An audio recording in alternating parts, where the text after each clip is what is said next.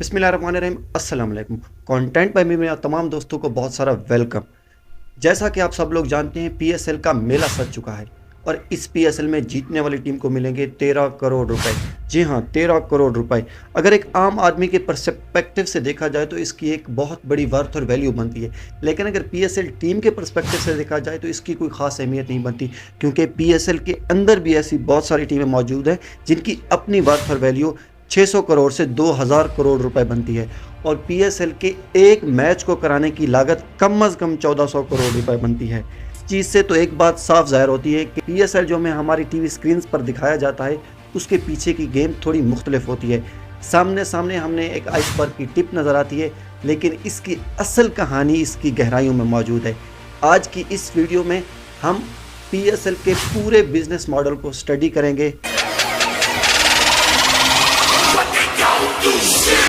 PSL का मतलब होता है पाकिस्तान सुपर लीग। ये इंडिया में होने वाली लीग आईपीएल की तरह काम करता है, जिसमें पहले मुख्तलिफ शहरों की टीमें बनाई जाती हैं और फिर उनके दरमियान मुकाबला कराया जाता है।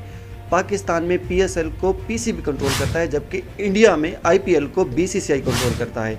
ये बात जानना इसलिए भी अहम है क्योंकि पीएसएल एक प्राइवेट एंटिटी के तौर पर काम करता है, यानी कि एक प्राइवेट कंपनी के तौर पर काम करता है। अगर पीएसएल के रेवेन्यू मॉडल की बात करें तो ये 4 चीज़ों पर मुश्तमिल होता है। सबसे पहले नंबर पर आते हैं पीएसएल ब्रॉडकास्टर्स। ये वो टीवी चैनल्स होते हैं जो पीएसएल के मैचेस दिखाते हैं। इसके बाद आती हैं पीएसएल टीम्स, जिनको प्राइवेट कंपनियों के थ्रू ओन किया जाता है। तीसरे नंबर पर आते हैं स्पॉन्सर्स, जो पीएसएल और पीएसएल की टीम को स्पॉन्सर करते हैं। इसके बाद आता है पाकिस्तान क्रिकेट बोर्ड यानी कि पीसीबी, जो कि इस सारे पीएसएल के रेवेन्यू मॉडल को गवर्न करता है। अगर पीसीबी से स्टार्ट करें तो ये 3 तरीक़ों से रेवेन्यू कमाती है। सबसे पहले नंबर पर आते हैं टाइटल स्पॉन्सरशिप। ये वो स्पॉन्सरशिप होती है जो एक ब्रांड किसी लीग से अपना नाम जोड़ने के लिए पे करती है।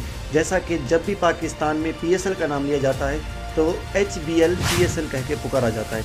यहाँ पे एचबीएल पीएसएल का टाइटल स्पॉन्सर है और इसके लिए एचबीएल ने पीसीबी को 391 करोड़ रुपए पे किए हैं अपनी टाइटल स्पॉन्सरशिप के लिए। और पीएसएल बिजनेस मॉडल के तहत ये सारा पैसा पीसीबी अपने पास नहीं रखता, इसका 5% पोर्शन पीसीबी अपने पास रखता है और 95% टीम में डिस्ट्रीब्यूट कर दिया जाता है। इसके बाद दूसरे नंबर पर आते हैं ऑफिशियल स्पॉन्सर्स।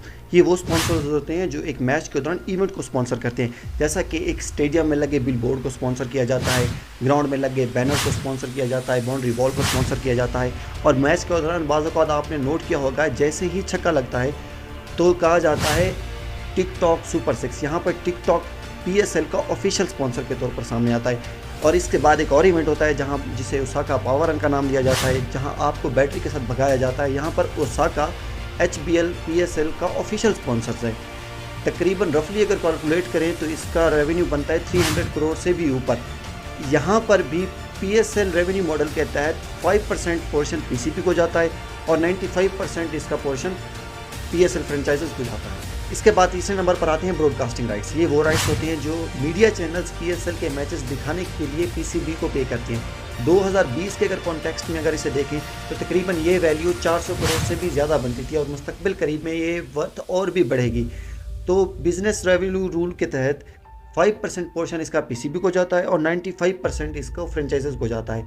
अगर आप एक ब्रॉडकास्टर के पर्सपेक्टिव से देख रहे हैं कि इतना ज़्यादा पैसा लगाकर ब्रॉडकास्टर को क्या फ़ायदा होगा, तो आपको ये बात बताते चलें कि पीएसएल के मैच के दौरान 10 से 15 सेकंड की ऐड के लिए तकरीबन 10 से 15 लाख रुपए ब्रांड से चार्ज किए जाते हैं। तो इस हिसाब से एक ब्रॉडकास्टर अपना तो पैसा वसूल करता ही है, लेकिन साथ साथ खुद को प्रॉफिट में भी ले जाता है। पीएसएल टीम या पीएसएल फ्रेंचाइज के पर्सपेक्टिव से देखा जाए तो एक टीम को ख़रीदने के लिए बहुत सारा पैसा पे करना पड़ता है। 2015 में जब पीएसएल को लॉन्च किया गया था तो तकरीबन 5 टीमों को ऑक्शन करा गया था, जिनकी टोटल कास्ट $93 मिलियन बनती थी। और उस टाइम सबसे ज़्यादा महंगी बिकने वाली टीम कराची किंग्स थी, जो कि $26 मिलियन के करीब बिकी थी। इसके बाद 2 साल बाद 2017 में एक छठी टीम को भी इंट्रोड्यूस कराया गया। मुल्तान सुल्तान उस वक्त की सबसे महंगी तरीन टीम बिकी थी, जिसकी कॉस्ट तकरीबन $46 मिलियन पड़ी थी। तो ये सारा पैसा सीधा पीसीबी के पास जाता है और इसका 0% पोर्शन भी किसी और पार्टी में शेयर नहीं होता। एक पीएसएल फ्रेंचाइज के अंदर टीम के सारे खिलाड़ियों का खाना पीना, रिहाइश और ट्रांसपोर्टेशन का खर्चा फ्रेंचाइज ओनर ही पे करता है। तो ये बदले में खुद भी कुछ कमाता है। तो यहाँ पर स्टार्ट होता है एक्चुअल बिजनेस।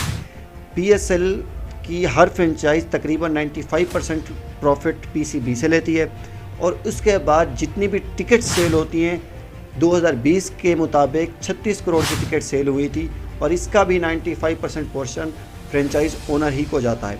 उसके बाद आती हैं फ्रेंचाइज टीम स्पॉन्सर्स। ये वो स्पॉन्सर्स होते हैं जो टीम की जर्सी के ऊपर लोगोस लगाने के लिए स्पॉन्सर करते हैं, तो इनका भी रेवेन्यू सिर्फ और सिर्फ फ्रेंचाइज ओनर ही के पास जाता है। जितने ज़्यादा बड़े ब्रांड की स्पॉन्सरशिप होगी जर्सी के ऊपर, उतना ज़्यादा ओनर पैसा कमाएगा। इसके बाद पीएसएल फ्रेंचाइज ओनर मर्चेंडाइजिंग से बहुत सारा पैसा कमाता है। हम लोग जो हमारी फेवरेट टीम की जर्सी खरीदने जाते हैं, इस जर्सी का टोटल रेवेन्यू भी सिर्फ और सिर्फ ओनर के पास जाता है। और उसके बाद आखिर में आते हैं प्राइज़ पूल।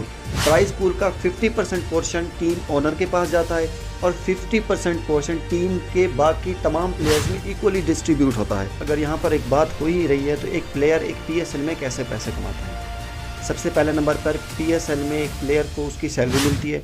दूसरे नंबर पर आता है उसका प्राइज़ पूल में पोर्शन। तीसरे नंबर पर वो आता है ऑक्शंस में। जी हाँ, पीएसएल में एक प्लेयर की स्ट्रेंथ और स्किल वाइज उसको एक कैटेगरी में लाई किया जाता है, जहाँ पर उसको उसकी स्किल्स और स्ट्रेंथ के मुताबिक पे किया जाता है।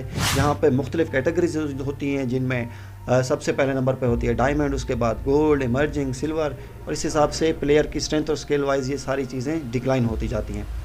यहाँ पे अगर बात 200 करोड़, 300 करोड़ और 4000 करोड़ की हो ही रही है, तो कोई भी टीम 13 करोड़ के लिए टाइटल को जीतने के लिए क्यों दिलचस्पी जाहिर करती है? क्योंकि फ्रेंचाइज ओनर्स सबसे ज़्यादा अपनी ब्रांड वैल्यू को मानते हैं। एक टीम जब कोई टूर्नामेंट जीतती है तो उसकी टीम के मैचेस को ज़्यादा देखा जाता है। इसका मतलब है ज़्यादा व्यूअरशिप आती है। ज़्यादा व्यूअरशिप का मतलब है ज़्यादा स्पॉन्सरशिप, और ज़्यादा स्पॉन्सरशिप का मतलब है ढेर सारा पैसा। जी हाँ, तो कोई भी फ्रेंचाइज ओनर अपनी टीम को टाइटल जितवाने के लिए सबसे प्रायर अपनी ब्रांड वैल्यू को रखती है, क्योंकि वो जानते हैं कि प्राइज़ पूल से ज़्यादा इंपॉर्टेंट उनकी ब्रांड वैल्यू है।